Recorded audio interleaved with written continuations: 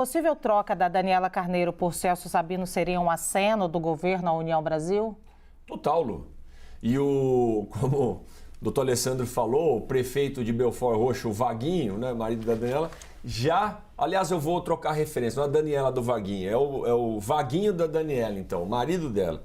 Já denota que já acenou, porque ele ataca o Bivar e o Rueda. Para quem não sabe, Bivar e Rueda são os líderes, né, do União Brasil, as principais figuras. Ele ataca, ele já fala que o presidente Lula, ele disse que não tem problema, mas mostra um descontentamento. Então, para mim, já foi. O presidente Lula, nessa política, presidencialismo de coalizão, ou para alguns, corrupção, cooptação, esse presidencialismo que troca cargo para o voto, ele está fazendo uma sinalização para a União Brasil. 2 comentários, Lu, para concluir, sobre a reforma política. Eu sou super a favor de voto distrital misto, de a gente rediscutir financiamento de campanha, de a gente colocar recall e tantas outras coisas na política.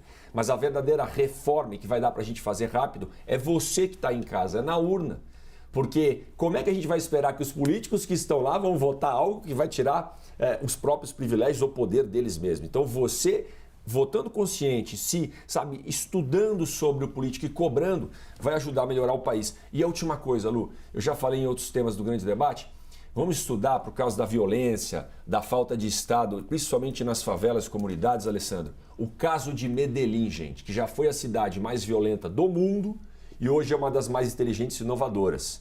Né? E aí meu amigo Murilo Cavalcante, da Segurança, lá de Recife, secretário de Segurança Cidadã, fala o seguinte: ele que me levou para Medellín numa missão, né, como deputado federal. O problema de segurança pública não se resolve sem polícia, precisa de polícia, mas não é só polícia. A gente precisa ocupar o lugar, o espaço do crime organizado, como fizeram em Medellín, com escolas de primeira infância de qualidade, espaços de cultura, centro de mediação de conflito do Estado e não do crime. Se a gente começar assim, subir o morro lá, tirar o traficante, colocar a polícia que exerce o papel de polícia, não vira milícia, mas colocar equipamentos do Estado para garantir o mínimo de dignidade para aqueles jovens, a gente vai começar a vencer essa violência que a gente vive no Brasil. Aí a gente vai ter que falar também que essas pessoas que vão fazer toda essa revolução aí não podem ter braço lá na política, né, o Poit?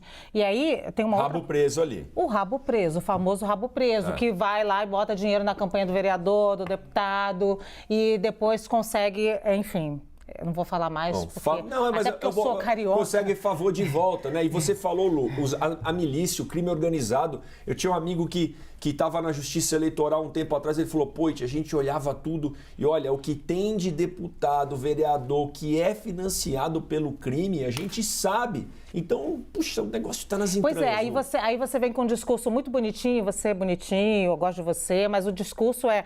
Esse é o disclaimer antes da Lu bater, quer ver? Vamos lá. Isso aí. Você vai fazer essa revolução no voto, você chega lá na urna. É muito bonito, mas as pessoas, é uma responsabilidade do eleitor, que vocês levam para o eleitor. E aí eu estou fazendo aqui o papel do eleitor. Trazer essa responsabilidade para o eleitor, quando na verdade essa responsabilidade é do legislativo, que tem que estar lá mexendo e tirando e limpando isso, acho que é até um pouco de crueldade com o eleitor. Não sei o que você pensa, Alessandro. Olha, eu acho que o Poit tocou num ponto, não sei se deu a entender isso, mas esse presidencialismo que nós temos no Brasil hoje, de trocas ou presidencialismo de coalizão, óbvio que não foi inventado pelo Partido dos Trabalhadores nem pelo governo Lula. Ele vem desde 1988 e aí tem elementos, a gente pode dizer, de herança anterior, talvez da ditadura militar. Mas o que nós temos hoje é um presidencialismo no qual o presidente da República tem que negociar com um conjunto de forças políticas e essa negociação passa por cargos, alguns cargos mais técnicos, outros cargos mais políticos. E política vai sendo feita no dia a dia, por isso que eu acho que nesse caso a negociação do governo me parece correta. Não tem o que fazer diante do cenário que está posto e diante da crise com que o governo Lula recebeu o país.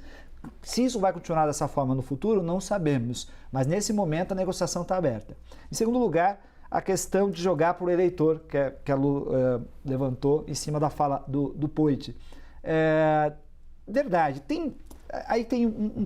é difícil a gente saber, e aí eu concordo com o Poit, porque todo mundo quer ter uma solução para os problemas, né? Então a gente pode pegar Medellín para solucionar o problema do Brasil com relação a políticas públicas, mas tudo isso passa por um conjunto de conflitos. Então veja, quando eu tenho zonas numa cidade como Rio de Janeiro ou qualquer cidade grande nesse país, São Paulo, qualquer outra cidade, a gente tem zonas onde você não tem segurança pública, onde você não tem asfalto, onde você não tem saneamento, etc. É um convite à violência. E é um convite também, pensando em democracia, essas pessoas todas que estão nessa região, que no passado não votavam porque ou era analfabeto, aí o voto analfabeto era proibido, era vedado, ou porque não tinha renda, voto censitário. Agora todo mundo vota. Então é uma massa de pessoas que é hoje um conjunto de pessoas que implica no resultado eleitoral. Por isso que o Poit lembra muito bem. Essas pessoas votam hoje. Antigamente não votavam. E elas votam sob condições muito inferiores do que a classe média brasileira. Muitas vezes cooptadas pelo próprio miliciano. Perfeito, ou seja, essa ausência de serviços públicos, essa ausência de bem-estar social, de saneamento, de serviço de coleta de lixo, de segurança, ela é funcional para a política, porque eu tenho um conjunto de pessoas onde eu posso ir agora lá e falar, você quer resolver o seu problema? Vota em mim. Porque agora elas votam. Se elas não votassem, não haveria problema. Lu, eu me lembro daquele... Mas você não está fazendo uma campanha contra o voto universal, não. Não, Só para eu entender. Pelo contrário, para a gente entender. Eu vou lembrar aqui, não sei se a Lu assistiu, o documentário da Michelle Obama. Tem um documentário da Michelle Obama, dos Estados Unidos, onde no final do documentário da Michelle Obama, ela vai falar com relação ao marido, com relação à eleição do marido, e ela fala, no dia da eleição, e lá o voto é facultativo, não obrigatório, então tem que colocar esse elemento ainda no Brasil, os nossos não foram votar. É isso que ela diz. No final do documentário, ela fala, os nossos não compareciam à eleição. É por isso que o Trump depois vai reclamar que eles compareceram e derrotaram ele no final lá, e ele falou que aquilo seria ilegal porque votaram via correio. Mas vejam só, ela diz, eles não foram votar, eles tinham o direito de votar e não compareceram. E quando você faz a pesquisa, quem são essas pessoas? A população negra, os latinos, os mais pobres, não foram votar no dia. Porque o voto é facultativo, há um desincentivo à participação política. Portanto, nesse sentido, eu diria, com relação ao Brasil, é preciso incentivar a participação política. É preciso colocar essas pessoas na luta política. Retirá-las não dá. Ou seja, Lu, você tinha falado da questão do censitário, se eu estava a favor de uma exclusão de voto. Não, pelo contrário. Sou a favor, pelo contrário. Agora, essas pessoas precisam ser disputadas. Elas só serão disputadas se nós introduzirmos políticas públicas de qualidade. De qualidade. E isso tem a ver com orçamento público, isso tem a ver com visões de vida diferentes, que todos nós vamos entrar em contradição. É essa a luta que está posta. Por isso que aí eu volto porque a Lu acabou de dizer, tem que pensar no parlamento mesmo, porque esses caras estão representando forças políticas, mais liberais, menos liberais, mais à esquerda, menos à esquerda. É esse equilíbrio que vai determinar qual é a política pública lá na ponta e como será distribuído os valores sociais, ou seja, os recursos públicos.